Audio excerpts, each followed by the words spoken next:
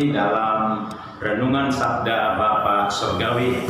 Renungan kita pada pagi hari ini yang terambil dari kitab Yakobus pasal 2 ayat 14 sampai ayat 26. Yakobus pasal 2 ayat 14 sampai ayat 26. Ayat kuncinya saya ambil dari pasal 2 ayat 26. Demikian bunyi firman Tuhan. Sebab seperti tubuh tanpa roh adalah mati, demikian juga iman tanpa perbuatan-perbuatan adalah mati. Saudaraku yang saya kasih di dalam Tuhan Yesus Kristus, kita melihat dari kitab Yakobus ini, di mana Yakobus menantang, menjelaskan bahwa ada iman yang hidup, ada iman yang mati. Untuk itu pada pagi hari ini saya mengambil sebuah tema dari nats ini, membangun kehidupan di atas dasar iman yang hidup. Pertanyaannya adalah, iman yang hidup itu iman yang bagaimana? Kita bisa mendapatkan tentang iman yang hidup dari nats firman Tuhan yang kita renungkan pada pagi hari ini. Saudaraku, kita akan tahu di mana Yakobus mau menjelaskan. Salah satu yang mau kita ketahui adalah iman yang hidup itu adalah iman yang disertai dengan perbuatan. Ayat 14 sampai ayat 17, khususnya ayat 17 dikatakan, demikian juga halnya dengan iman. Ingat, demikian juga halnya dengan iman. Jika iman itu tidak disertai perbuatan, maka iman itu pada hakikatnya adalah mati. Saudara yang saya kasih di dalam Tuhan, ini adalah kesimpulan dari Yakobus menyimpulkan tentang iman yang hidup. Yang dimana ayat 17 ini Yakobus memasukkan konklusi pertama bahwa iman pada hakikatnya mati jika tidak mengeluarkan perbuatan. Itu yang dimaksud bahwa iman, demikian juga halnya dengan iman, jika iman itu tidak disertai perbuatan, maka iman itu pada hakikatnya adalah mati. Kata mati digunakan adalah dengan nekros. Nekros artinya mayat. Kalau kita bayangkan, iman yang tidak disertai dengan perbuatan adalah iman mayat atau mati.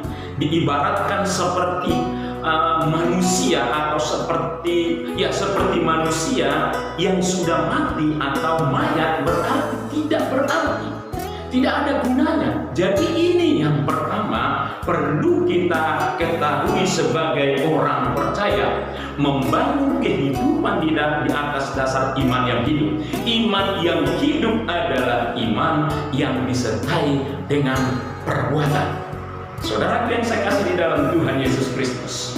Yang kedua, membangun kehidupan di atas dasar iman yang hidup. Iman yang hidup adalah yang kedua, kita lihat di dalam ayat 18 dan ayat 20 saya bacakan buat kita. Tetapi mungkin ada orang berkata, padamu ada iman dan padaku ada perbuatan.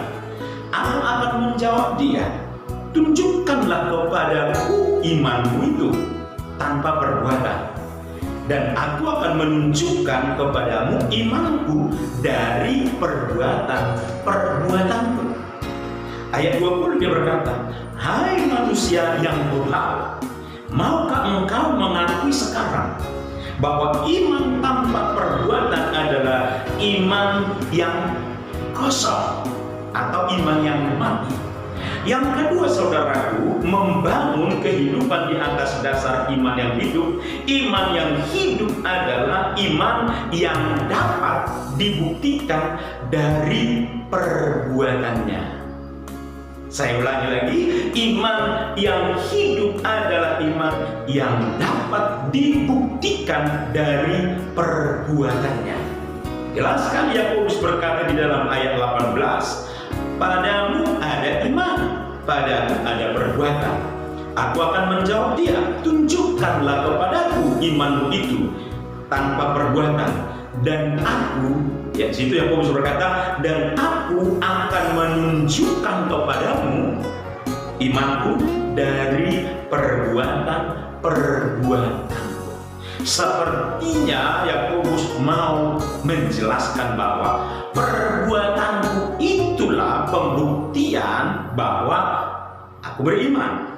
Untuk itu saudaraku, mungkin ada orang berkata padamu ada iman, padaku ada perbuatan. Tapi Yakobus bilang di dalam ayat 20 itu, hai manusia yang bebal, maukah engkau mengakui sekarang bahwa iman tanpa perbuatan adalah iman yang kosong atau iman yang mati. Untuk itu saudaraku yang saya kasih di dalam Tuhan, saya mau katakan, bangunlah hidupmu di atas iman.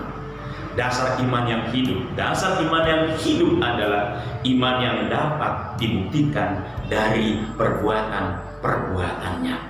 Yang ketiga saudaraku, kita lihat lagi di sini. Sebelum yang ketiga, di dalam ayat 18 Yakobus menerangkan pendapat yang mengatakan bahwa iman dan perbuatan itu terpisah. Padamu ada iman dan padaku ada perbuatan. Hal ini dibantah oleh Yakobus dengan perkataan, aku akan menunjukkan kepadamu imanku dari perbuatan-perbuatanku. Orang seperti itu diibaratkan seperti setan yang percaya ada Allah, tetapi sebenarnya setan tidak percaya kepada Allah. Hal ini menunjukkan ketaatan atau iman itu sendiri. Tidak ada artinya percaya kepada Allah itu, bahwa tidak ada artinya percaya Allah itu ada tetapi tidak mentaatinya. Jadi Yakobus memberikan konklusi yang kedua dalam ayat 20 bahwa iman tanpa perbuatan adalah iman yang kosong, atau iman tidak berguna, atau iman yang mati, atau disebut tadi mayat.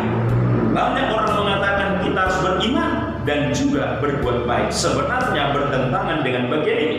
Seharusnya tidak ada dua hal yang terpisah, iman dan perbuatan, tetapi hanya ada satu kesatuan, yaitu iman yang melahirkan perbuatan. Tidak ada perbuatan yang berkenan kepada Tuhan tanpa iman. Ibrani 11 ayat 6 Tuhan sudah katakan demikian. Untuk itu saudaraku yang saya kasih di dalam Tuhan, dasari kehidupanmu dengan iman yang hidup. Iman yang hidup adalah iman yang dapat dibuktikan dari perbuatan-perbuatannya. Yang ketiga saudaraku yang saya kasih di dalam Tuhan, kehidupan dibangun di atas dasar iman yang hidup. Yang ketiga adalah iman yang hidup adalah iman yang bekerja sama dengan perbuatan. Sekali lagi, yang ketiga adalah iman yang hidup adalah iman yang bekerja sama dengan perbuatan. Ayat 21 dan ayat 22 saya bacakan buat kita. Bukankah Abraham, bapak kita, dibenarkan karena perbuatan-perbuatannya ketika ia mempersembahkan Ishak anaknya di atas mezbah? Kamu lihat bahwa iman bekerja sama dengan perbuatan-perbuatan, dan oleh perbuatan-perbuatan itu iman menjadi sempurna. Saya ulangi di pasal 2 ayat 22, kamu lihat bahwa iman bekerja sama dengan perbuatan-perbuatan, dan oleh perbuatan-perbuatan itu iman menjadi sempurna. Saudaraku yang saya kasih di dalam Tuhan Yesus Kristus, ini yang perlu kita ketahui pada pagi hari ini. Membangun kehidupan di atas dasar iman yang hidup.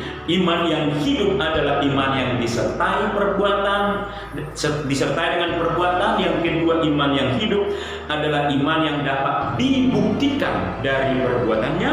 Dan yang ketiga, iman yang hidup adalah iman yang bekerja sama dengan perbuatan. Di dalam ayat 21 sampai 25 ini Anda saudara bisa ketahui. Kesimpulannya saudaraku, bangunlah kehidupanmu di atas dasar iman yang hidup. Iman yang hidup adalah iman yang disertai dengan perbuatan. Iman yang hidup adalah iman yang dapat dibuktikan dari perbuatan-perbuatannya. Dan yang ketiga adalah iman yang hidup adalah iman yang bekerja sama dengan perbuatan. Saya percaya kalau kita sebagai orang yang beriman, jangan sampai salah.